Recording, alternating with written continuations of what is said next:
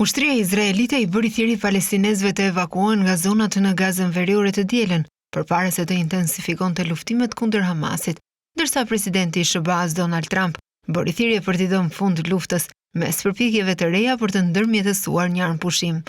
Bëni marrëveshje për Gazën, ktheni pengjet, postoi Trump në platformën e tij Truth Social herët të dielën. Kryeministri i Izraelit Benjamin Netanyahu do të zhvillojë bisedime më vonë gjatë ditës mbi progresin e ofensivës së Izraelit. Një zyrtar i lartë i sigurisë tha se ushtria do të informojë Netanyahun se fushata është afër arritjes së objektivave të saj dhe do të paralajmërojë se zgjerimi i luftimeve në zona të reja në Gaza mund të rrezikojë pengjet e mbetura izraelite. Por në një deklaratë postuar në rrjetin social X dhe mesazhe me tekst të dërguara shumë banorëve, ushtria u bëri thirrje njerëzve në pjesët veriore të enklavës të drejtohen në jug drejt zonës Al-Mawasi në Khan Yunis, të cilën Izraeli e ka përcaktuar si zonë humanitare.